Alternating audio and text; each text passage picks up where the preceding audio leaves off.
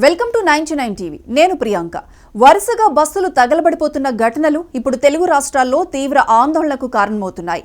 కొన్ని సందర్భాల్లో ప్రయాణికులు ప్రాణాలు కోల్పోతున్నారు. మరికొన్ని ఘటనల్లో అదృష్టవశాత్తు తప్పించుకుంటున్నారు.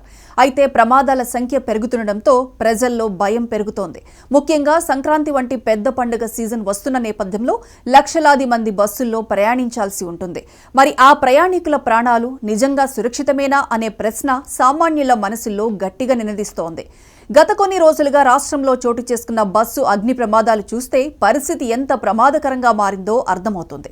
తాజాగా బుధవారం వేకువజామున తూర్పుగోదావరి జిల్లా కోవూరు ఫ్లైఓవర్ పై జరిగిన ఘటన రాష్ట్ర వ్యాప్తంగా చర్చకు దారితీసింది.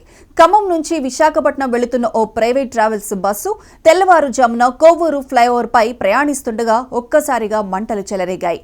అప్పటికి బస్సులోని ప్రయాణికులంతా గాఢ నిద్రలో ఉన్నారు. బస్సులోని సెల్ఫ్ మోటార్లో షార్ట్ సర్క్యూట్ ఏర్పడడంతో మంటలు మొదలైనట్లు అధికారులు ప్రాథమికంగా గుర్తించారు. క్షణాల్లోనే ఆ మంటలు బస్సు మొత్తం వ్యాపించాయి. అయితే ఈ ఘటనలో డ్రైవర్ సమయస్ఫూర్తితో వ్యవహరించడం వల్ల పెద్ద ప్రాణ నష్టం తప్పింది. వెంటనే బస్సును ఆపి ప్రయాణికులను లేపి బయటకు తీసుకురావడంతో 6 ప్రయాణికులు 4 సిబ్బంది ప్రాణాపాయం నుంచి బయటపడ్డారు. అగ్నిమాపక సిబ్బంది సంఘటనా స్థలానికి చేరుకునే లోపే బస్సు పూర్తిగా కాలిపోయి బూడిదలా మారిపోయింది. సుమారు 80 లక్షల రూపాయల ఆస్తి నష్టం జరిగినట్లు అధికారులు అంచనా వేస్తున్నారు. ఈ ఘటనలో ప్రాణాలు దక్కినప్పటికీ ఇదే పరిస్థితి మరికొన్ని నిమిషాలు ఆలస్యమైతే ఏమయ్యేదో ఊహించుకోవడమే భయంకరంగా మారింది.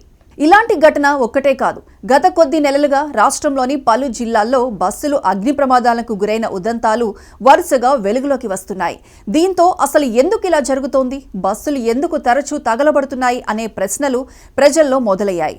నిపుణుల విశ్లేషణ ప్రకారం ఈ ప్రమాదాలకు పలు కారణాలు ఉన్నట్లు తెలుస్తోంది.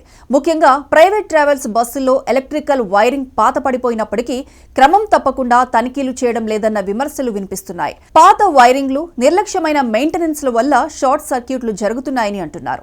అదేవిధంగా బస్సుల్లో అదనపు సౌకర్యాల పేరిట బ్యాటరీపై అధిక భారం మోపడం కూడా ప్రమాదాలకు కారణమవుతోంది.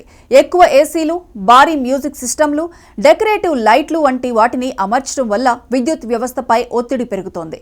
ఇంజిన్ ఎక్కువగా వేడెక్కడం, సరైన వెంటిలేషన్ లేకపోవడం కూడా మంటలు చెలరేగడానికి దారితీస్తున్నాయని నిపుణులు చెబుతున్నారు. మరోవైపు రవాణా శాఖ అధికారులు ఫిట్నెస్ సర్టిఫికెట్లు జారీ చేసే సమయంలో అవసరమైన స్థాయిలో క్షుణ్ణంగా తనిఖీలు చేయడం లేదన్న ఆరోపణలు కూడా బలంగా వినిపిస్తున్నాయి.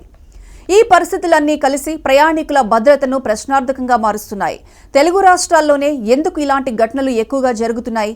ఇతర రాష్ట్రాలతో పోలిస్తే ఇక్కడ పర్యవేక్షణ లోపించిందా అనే సందేహాలు ప్రజలను వేధిస్తున్నాయి. దూర ప్రయాణాలకు వెళ్లాలంటే ప్రైవేట్ బస్సులంటేనే భయపడే పరిస్థితి నెలకొంది.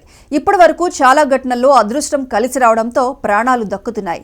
కానీ ఒకవేళ అర్ధరాత్రి ప్రయాణికులంతా గాఢ నిద్రలో ఉండగా మంటలు పెద్ద ఎత్తున వ్యాపిస్తే పరిస్థితి ఎంత దారుణంగా ఉంటుందో ఊహించుకోవడమే భయంకరంగా ఉంది.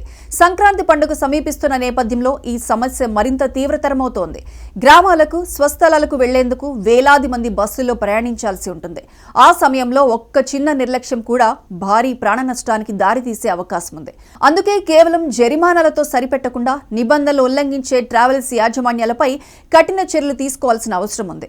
ఫిట్నెస్ లేని బస్సులను రోడ్లపైకి అనుమతించకుండా కఠినంగా వ్యవహరించాలి. ప్రతి బస్సులో ఫైర్ సేఫ్టీ పరికరాలు తప్పనిసరిగా ఉండేలా చూడాలి.